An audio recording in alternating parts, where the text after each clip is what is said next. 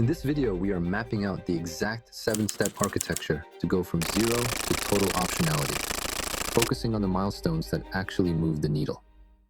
Financial freedom doesn't come from just working harder. It comes from a specific sequence of decisions that legally tilt the playing field in your favor. Most people stay stuck because they treat every financial goal as a priority. They scatter their cash, make slow progress, and eventually burn out before the math ever really starts working in their favor. We'll look at why step 3 acts as the unfair multiplier for your wealth, and how simply changing the order of what you do with your paycheck can buy you back years of your life. So let's stop treating your finances like a random collection of good ideas and start treating them like an engineering problem. Most people try to do everything at once: paying off a student loan, buying crypto, saving for a vacation, and trying to max out a Roth IRA all in the same month. That dilutes your power. It's like trying to push a car in 4 different directions. You spend a lot of energy, but the vehicle doesn't move. We need to serialize your focus. We are going to build this machine piece by piece, starting with the ground floor. You don't put the roof on before the foundation is dry. Step 1 is what I call the anti-fragile foundation. Before you can worry about compounding interest working for you, you have to stop it from working against you. If you have credit card debt, high-interest personal loans, or finance furniture, you are currently bleeding out. Mathematically, there's almost no investment in the stock market that can consistently beat the guaranteed 20% or 25% loss you take on credit card interest. Paying that off is the best return on investment you will ever get. It is a guaranteed, risk-free 20% return. Wall Street would kill for those numbers, and you can get them just by clearing your balance. But here's the catch. Most people pay off their debt, feel great, and then immediately slide back into it the moment their car breaks down or they have a medical bill. They treat debt repayment as a diet. They lose the weight, but because they didn't change their lifestyle, they gain it all back. That's why this step isn't finished until you have a sanity fund. This isn't your full emergency fund of 3 to 6 months yet. It's just 1 month of expenses sitting in cash, specifically earmarked for chaos.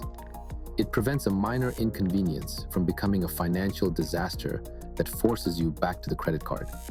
It breaks the cycle of dependency on debt. You cannot build a skyscraper on a swamp. Step 1 drains the swamp so the structure can stand.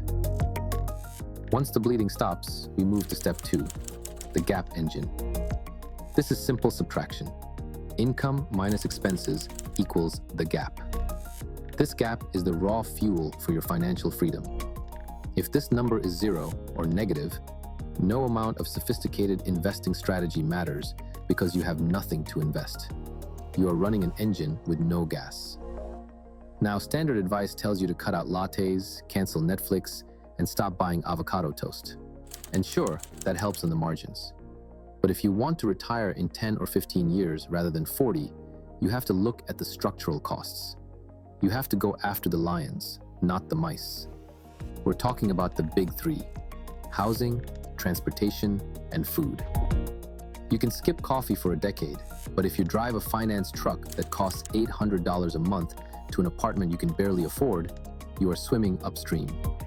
A single decision to drive a used car for 5 years can be worth more than a lifetime of skipped lattes. The reversal here is painful but necessary. You don't get wealthy by looking wealthy. In fact, looking wealthy is usually the fastest way to destroy actual wealth. In the early stages, your gap matters more than your yield. You have to widen that gap aggressively, even if it means living below your means while your friends are upgrading their lifestyles. But there's one step that changes everything.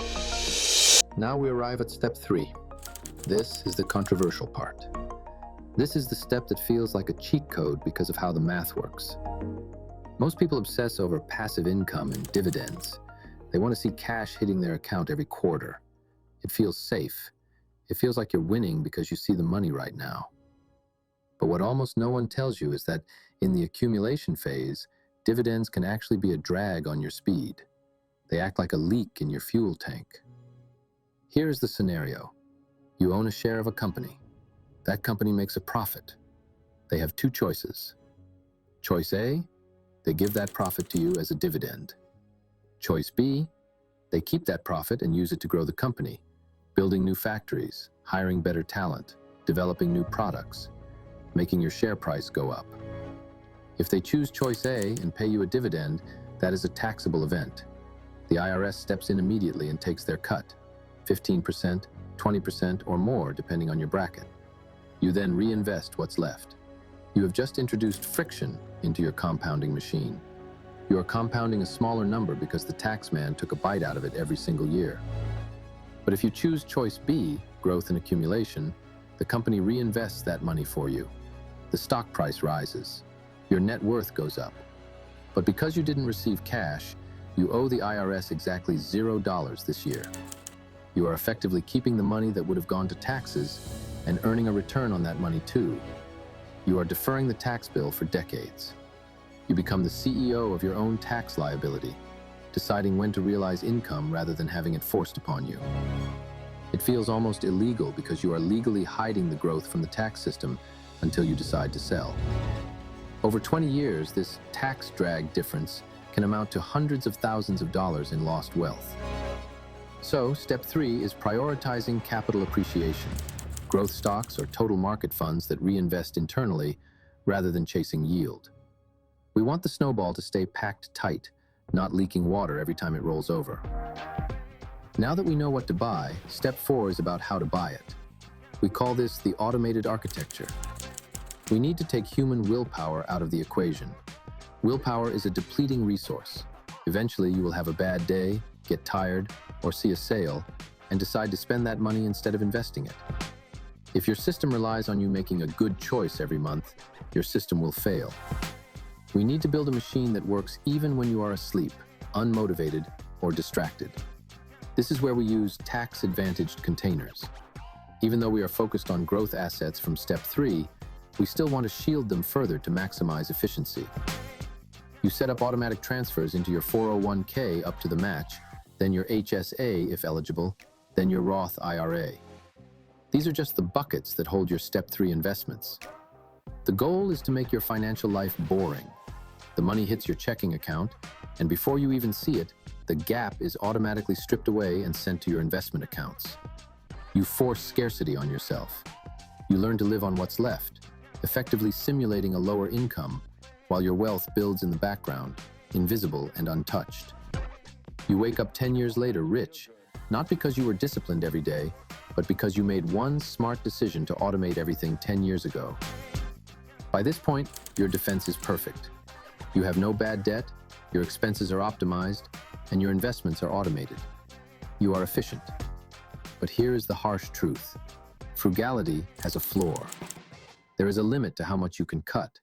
You can't starve yourself and you can't live under a bridge. At a certain point, cutting more expenses brings misery, not freedom. However, income has no ceiling.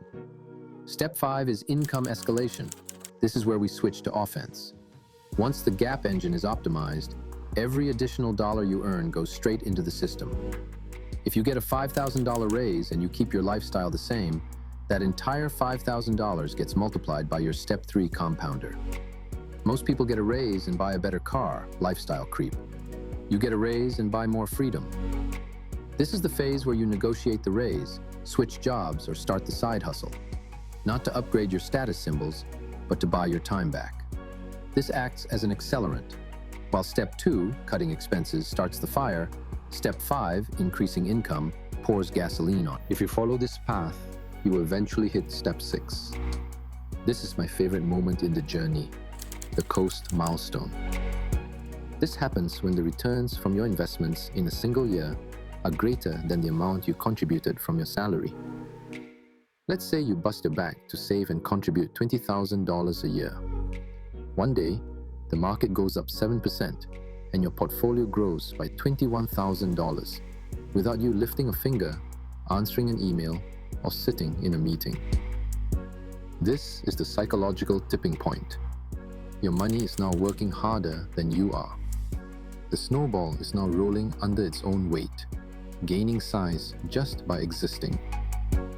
For many people, this is where the anxiety disappears. You realize that even if you stopped adding money today, you would likely still be fine for traditional retirement just by letting the account sit there. You have coasted to safety. You stop operating out of fear and start operating out of choice. Finally, step 7, the freedom trigger. This is the end game. The standard metric here is the rule of 25. When your invested assets equal 25 times your annual expenses, you are mathematically independent. If you spend $40,000 a year, you need $1 million invested. At that point, historically speaking, you can withdraw 4% a year and never run out of money. Your nest egg replenishes itself. But the reversal here is that step 7 isn't actually about stopping work. It's about optionality. Most people who hit this number don't sit on a beach for 40 years. That gets boring after about 3 weeks.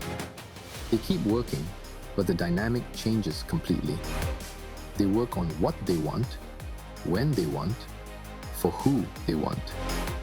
The paycheck becomes irrelevant, which ironically often makes them better at their work because they have nothing to lose. They can take risks, speak the truth, and pursue passion projects that might not pay well immediately, but provide deep fulfillment. Step 7 doesn't mean the end of productivity. It means the end of mandatory labor. Financial independence isn't magic, and it isn't reserved for lottery winners. It's just a math problem. You remove the debt, you widen the gap, you choose growth over yield to keep the tax man away, you automate the process so you can't mess it up, and then you wait. If you are just starting, don't worry about step 7. It looks too big. Focus on step 1. Focus on the gap. Build the machine first, and the destination will take care of itself.